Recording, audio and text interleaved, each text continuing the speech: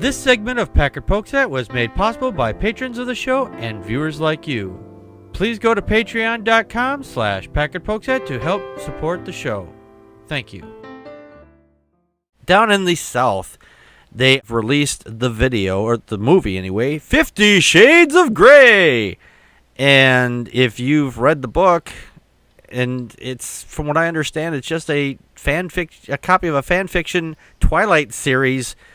So, it's probably not all that good. In fact, Rotten Tomatoes actually gave this pretty poor grade. It's the audience score is only 49%, and the tomato meter is only at 25%. According to Google, it's only got 1.5 stars, or 27% there. That's out of 162 votes. The way I understand it, the movie, it portrays this person who gets a job right out of college or whatever, and has to interview some guy and ends up falling in love with him because of BDSM or whatever. And people are thinking, hey, we're going to go watch this rated R BDSM movie, all right. And it's rather disappointing, for what I've heard anyway. Connie, your thoughts? Oh, me? Oh, okay. Yeah. Well, you can go first today, Connie. Oh, thank you. Well, evidently the South will rise again. Mm. Yeah. All right. That was down. Yeah, and maybe that's due to the subclause, don't ask, don't tell down South. It's like, well, guess what? We're not going to talk about this. I think the real tragedy is that the book was based on fan fiction for Twilight, and the person just moved around a few words, and so, but it begs to question, is it PG-13 schlock, and Mississippians might want their money back and wait for the cable movie 50 Shades of Gay, because evidently, when you look at how much gay porn is being downloaded and looked at in the South, it's kind of crazy. That I don't understand. I don't understand the obscenity laws, the anti-obscenity laws that are in place in Alabama, which I think that is Mississippi and Alabama had the higher anticipations for this movie. So, what's funny is that I read somewhere, I don't remember where I saw this, but they're actually planning, even though this movie is not done all that great so far, I mean, as the way it's gone with the critics and everything, they're planning a second one. It's already, they haven't even got... Well, how many books, though? I have no idea. How many books is it? Me either. I don't know. I don't know because I don't pay attention because I think it's crap. But I mean, it's not even a good representation of the friends that I've talked with about BDSM.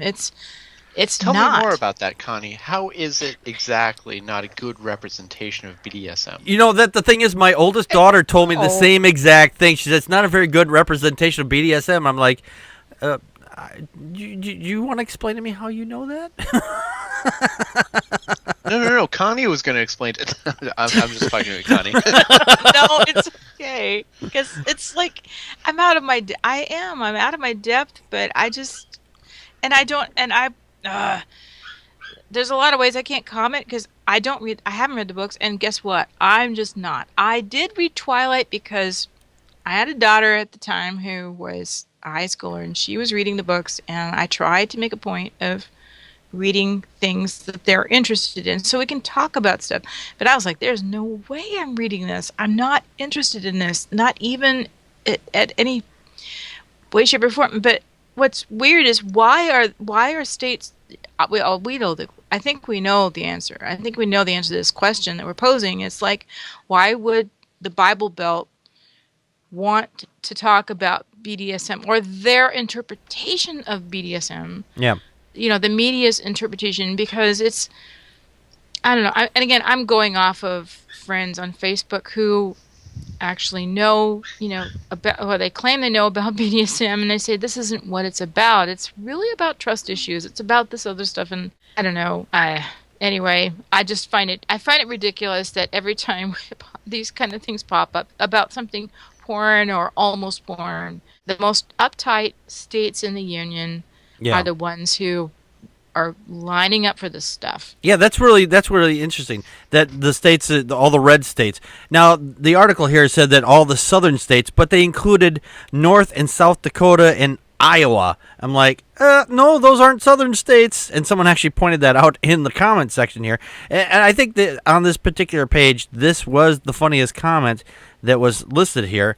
And it was, well, if your husband is a closet case who hasn't had sex with you in 2 years, you got to get some excitement somewhere. And they put in parentheses, or a 300-pound guy with erectile dysfunction.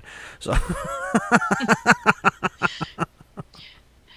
Well, to be honest, when we say the South, we do mean also the Midwest. That tends to be, that whole gutter right through the middle of the country is where the...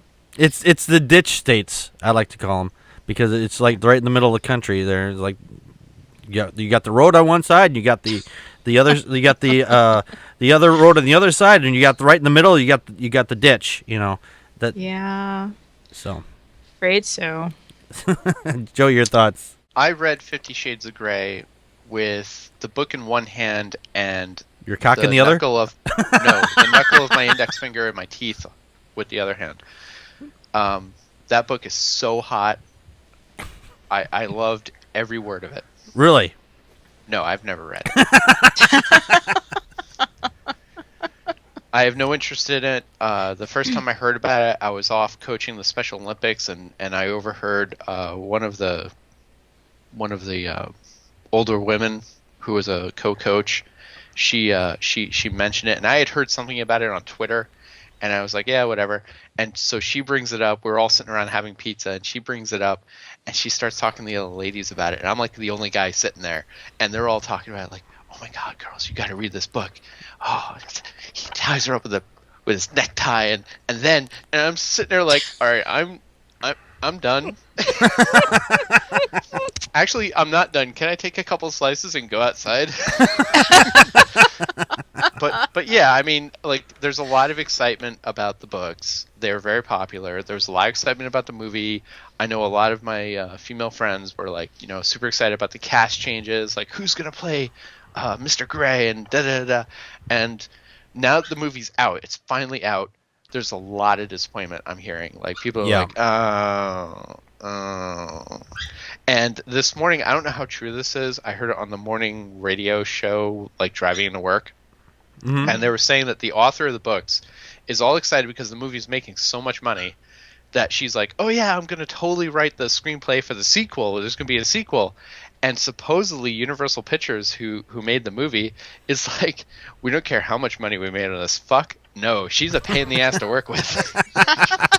So, they're like, there will not be a sequel. But yeah, any movie that makes that much money, there's going to be a sequel. So yeah, Police Academy definitely would, they're going to reboot Police Academy. No!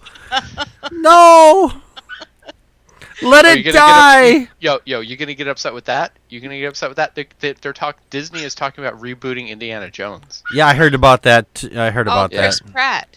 Chris Pratt is Indiana Possibly, Jones. Who was Star-Lord in Guardians of the Galaxy. That's just one name that's been thrown out there, but right. Yes. Right. Yeah. Now, Chris Pratt is a guy that can tie me up with a necktie. Although, I troll the Whisper app quite a bit, and I'm looking for certain things, and there's always these people who's like, oh, I wish I had my own Christian Grey from the 50 Shades. Of like, wow, you people really have no lives.